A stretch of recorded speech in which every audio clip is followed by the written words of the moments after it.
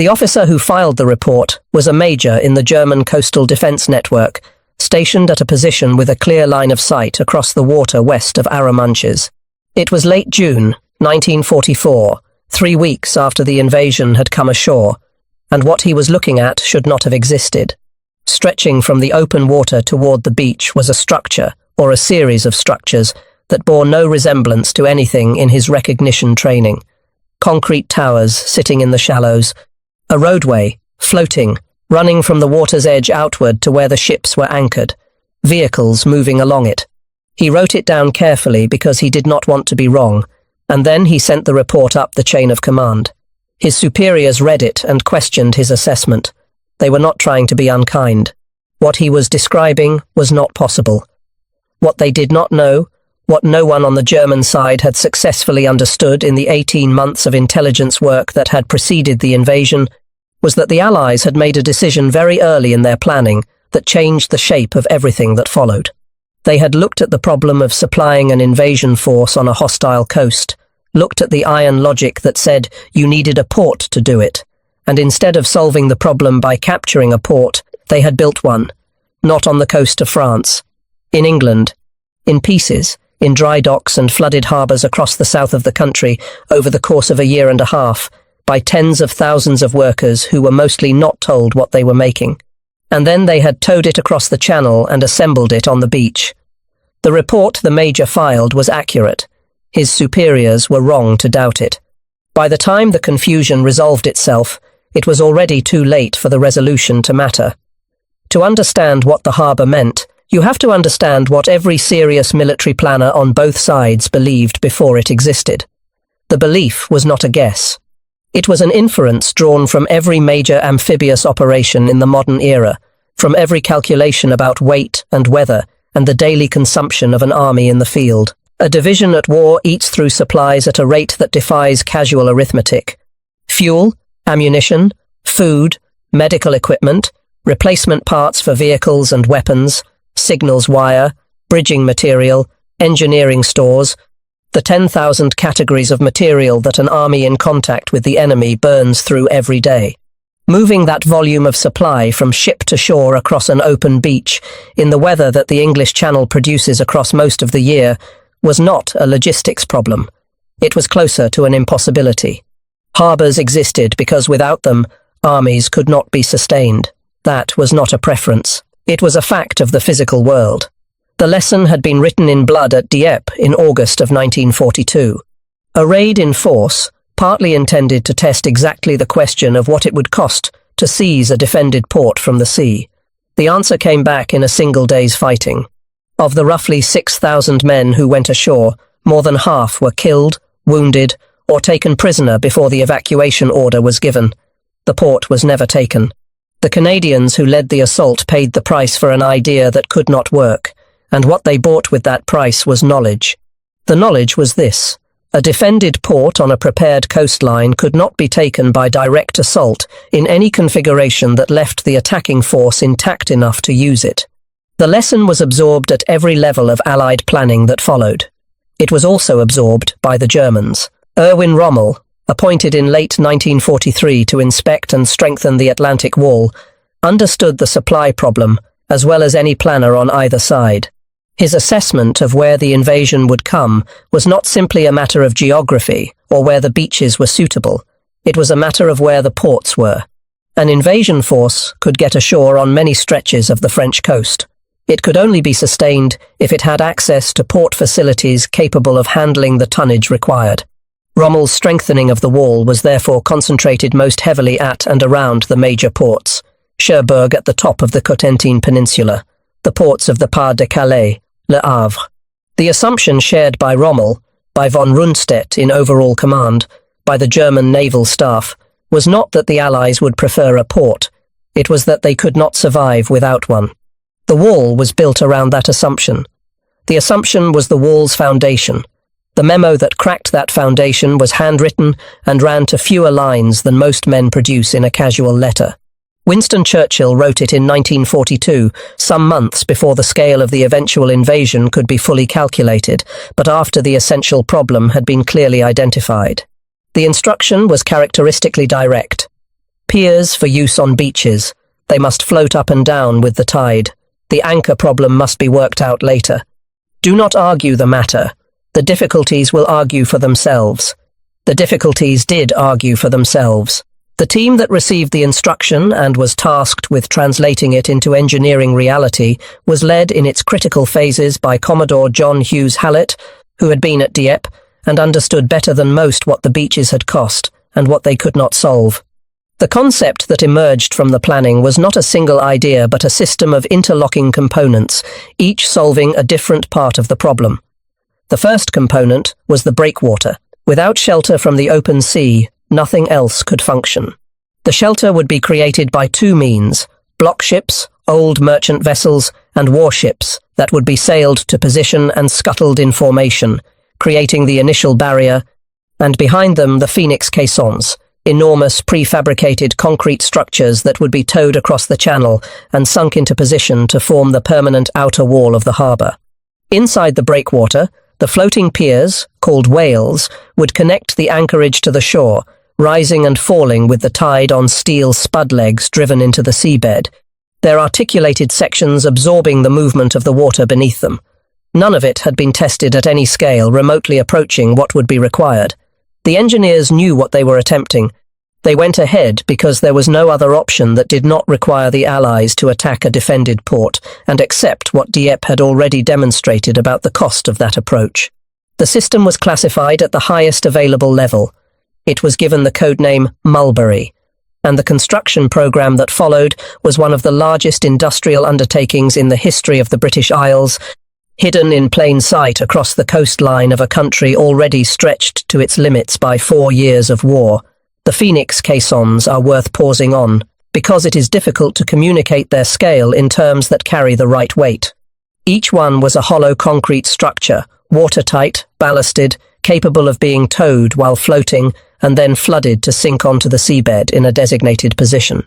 The largest of them were over 60 meters long and displaced more than 6,000 tons. They were not built in a single facility, or even in a dozen. They were constructed wherever the infrastructure existed to build them, in dry docks and tidal basins and flooded gravel pits along the Thames and at ports around the country. The concrete was poured by workers who signed secrecy declarations and were told nothing beyond what their immediate task required. A man pouring the wall section of a Phoenix at a Thames-side facility in the autumn of 1943 knew he was building something large and hollow and made of reinforced concrete. He did not know that what he was building would eventually sit on the floor of the English Channel off the coast of Normandy and shelter the ships that kept an army alive.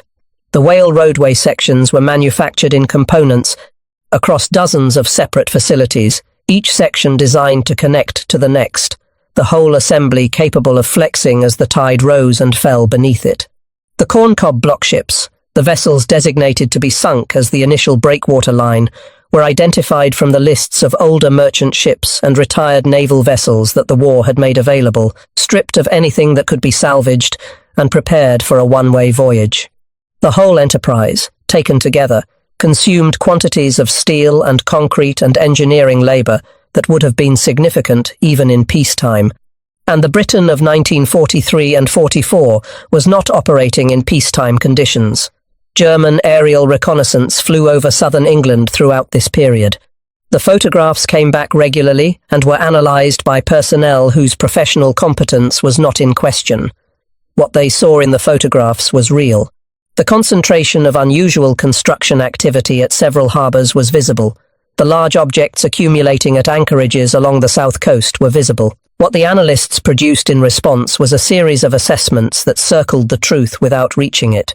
The leading interpretations involved specialized landing craft components, floating fuel storage facilities, prefabricated pontoon bridging equipment intended for river crossings inland. One assessment noted that certain of the objects appeared too large to fit any of the conventional categories and suggested they might represent some form of floating breakwater intended to improve conditions at beach landing sites. This last assessment was the closest any German analyst came to identifying what was being built. It was not actioned. The scale of what was implied was too far outside the boundaries of what military planning considered achievable. The analysts were competent men working within a framework of assumptions that had not yet been broken.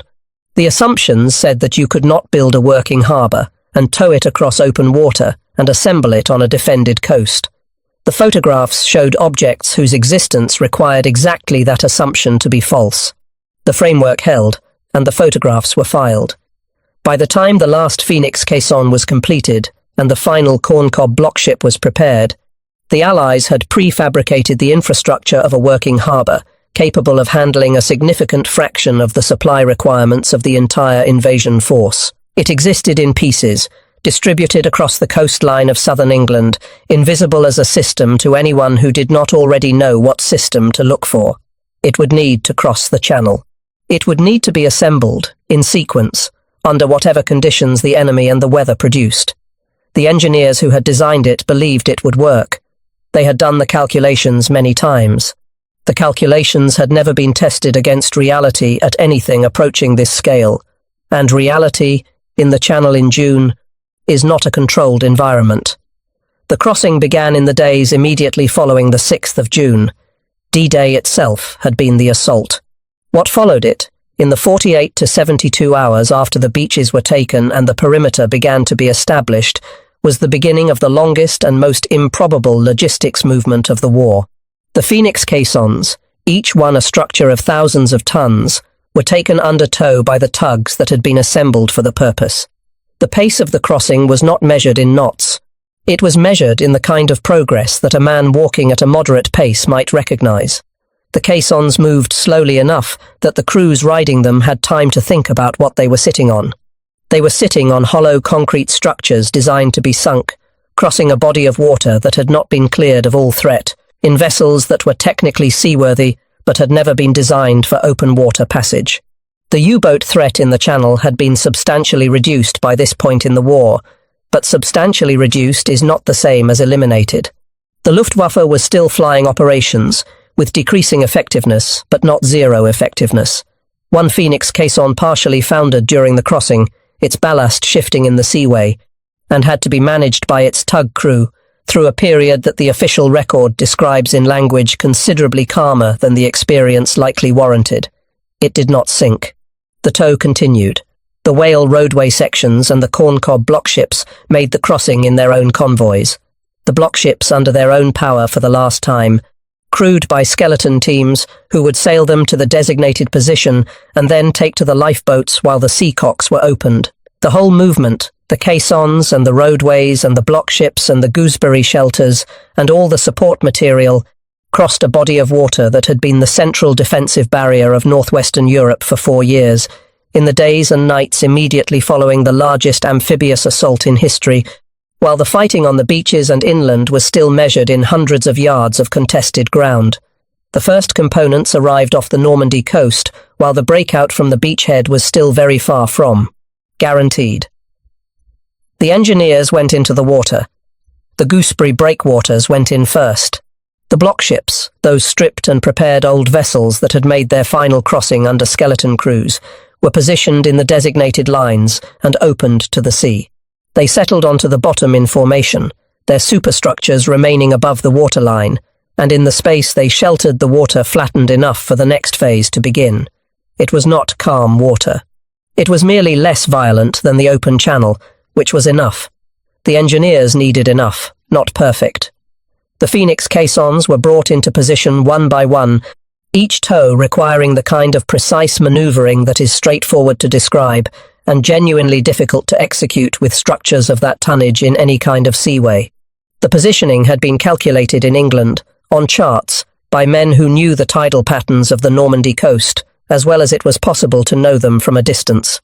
The calculation met the reality of the specific beach, the specific bottom conditions, the specific behaviour of the specific tidal cycle on the specific days of assembly, and the engineers adjusted. The caissons were brought to their marks, and the ballast valves were opened, and they went down slowly, settling into the seabed, and when the seabed held them, they became, at that moment, the outer wall of a harbour. The process was repeated. The wall grew. The whale roadway came ashore in sections, each floating unit manoeuvred into connection with the last, the spud legs driven into the sand to hold the pierhead in position while the tide moved beneath the articulated spans. The men doing this work were in the water for significant portions of their shifts. The water temperature in the channel in June is not the temperature of a heated pool. The men worked in it anyway because the schedule did not accommodate the alternative. An American engineering battalion, the 541st, and British units, including the specifically formed port construction and repair units, worked in rotation around the clock.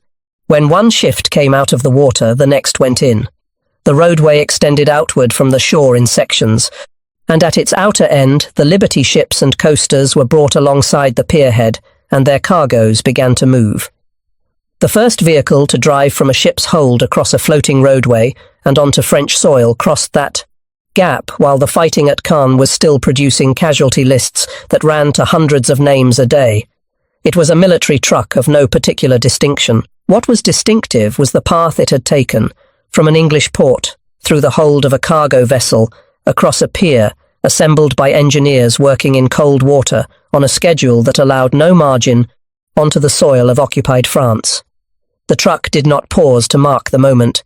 It drove on toward the depot area and was replaced by another truck, and then another. The supply line that the German staff had calculated the Allies could not establish was establishing itself, vehicle by vehicle, across a harbour that should not have existed. Mulberry B at Arromanches reached initial operating capability within a fortnight of the first caisson being placed. The tonnage flowing across the Whale roadways climbed day by day as more sections were completed and more pierheads were brought into service. The figures, when they were compiled later, were the kind that carry meaning only if you hold alongside them the alternative calculation. What the beaches could have moved in the same period, in the same weather, without the harbour. The gap between those two numbers is the gap the engineers had closed. It is also, measured differently, the gap between a campaign that could be sustained and one that could not.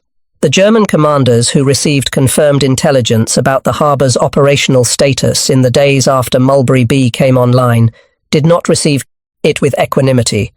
The reports that came to von Rundstedt's headquarters described what the reconnaissance had confirmed, that the Allies had assembled functioning port infrastructure off an open beach, that vehicles and supplies were moving across floating roads onto the French coast in quantities that could not be interdicted from the air at acceptable cost, and that this situation was not a temporary improvisation, but an engineered solution that appeared designed for sustained use.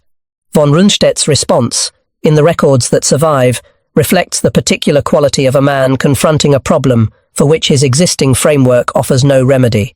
The Atlantic Wall had been designed around the certainty that the Allies would need a port. The Allies had brought a port with them. The wall had been answered before the battle, for it was resolved by men with concrete and tugboats and calculations made in England the previous year. Rommel, recovering from the accumulated pressures of the first weeks of the campaign, received similar assessments. His earlier writings had placed significant emphasis on the port dependency of any serious Allied force. His analysis had been correct within its own assumptions. The assumptions had been the problem. What the harbour represented, in strategic terms, was not simply a logistics solution. It was the negation of the entire intellectual foundation on which the Atlantic Wall's deployment had been based. The strong points at the ports were formidable and would cost significant effort to reduce. They were also, now, irrelevant to the immediate question of whether the Allied force could be sustained on the Norman coast. The answer to that question had been provided not by the infantry or the armour, but by engineers with hollow concrete boxes and floating roads. The storm that arrived on the 19th of June was the worst the Channel had produced in 40 years. It is described in the meteorological record with the detachment that meteorological records maintain, regardless of what is happening beneath the weather being recorded. In practical terms, it meant 3 days of seas that would have tested purpose-built breakwaters in a developed harbour, arriving against structures assembled in a fortnight on an open coast. The waves came over the Phoenix Caissons. The Whale roadway sections, stressed at their connections in ways the design calculations had not fully anticipated, began to part. Landing craft by the hundred were driven onto the beaches, where they lay in rows that looked, from the air, like a graveyard of small ships. Mulberry A, The American harbour off Saint Laurent at Omaha Beach did not survive.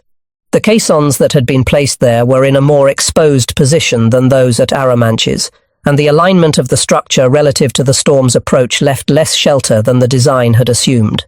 The whale roadways were destroyed. The pierheads were driven from their positions. What remained when the storm abated was salvage, not harbour infrastructure. The decision taken at Supreme Headquarters Allied Expeditionary Force was made quickly, because the supply situation did not allow extended deliberation. Mulberry A would be stripped of everything salvageable, and those components would be towed to Arromanches to reinforce and extend what remained of Mulberry B. Mulberry B had been damaged. The outer sections of the roadway were gone or compromised. Several caissons had shifted. The pierheads needed repositioning and repair. None of this had killed it. The British engineers who went back into the water after the storm to begin repairs were working on a structure that had held its essential form through the worst weather the channel had produced in living memory, and they knew it had held because they could see it still standing. They repaired it. It continued. German reconnaissance flew over the damage, and the reports that came back were received with something close to relief at several levels of the command. The supply situation for the Allied force must now be critical. The harbour was clearly compromised. The beaches could not move what the army required. Time, perhaps, had been bought. The relief lasted until the subsequent reconnaissance confirmed what the engineering work had already produced. Mulberry B was operating again. The supply tonnages were recovering. The brief window that the storm might have opened had already closed. The window had never, in truth, been as wide as the initial damage assessment suggested. What flowed through Arromanches in the weeks and months that followed belongs in the category of facts that are easy to state and difficult to fully absorb. In the first 100 days of operation, Mulberry B handled more than 2.5 million men, more than 500,000 vehicles, and approaching 4 million tons of supplies. These are numbers written in the aggregate, and they have the quality of all large aggregates, which is that they conceal rather than reveal what they represent. Each of those millions of tons was a specific thing: shells for specific guns, fuel for specific vehicles, blood plasma for specific men in specific field hospitals, wire for specific signal runs, replacement barrels for specific artillery pieces that had fired too many rounds. Each of those vehicles drove off a pier that engineers had assembled on a beach under fire in a fortnight. Each of those men walked or was carried across a floating road that the storm of June 19th had tried to destroy, and had not destroyed completely enough. The harbour operated through the autumn and into the winter of 1944, far beyond the designed operational lifespan the engineers in England had calculated for it. The liberation of Paris in August, the advance to the Seine, and beyond. The supply lines that kept the armoured formations moving, and the infantry in the line and the air forces fuelled and armed. All of it drawing, in part, on what moved through the pierheads at Arromanches.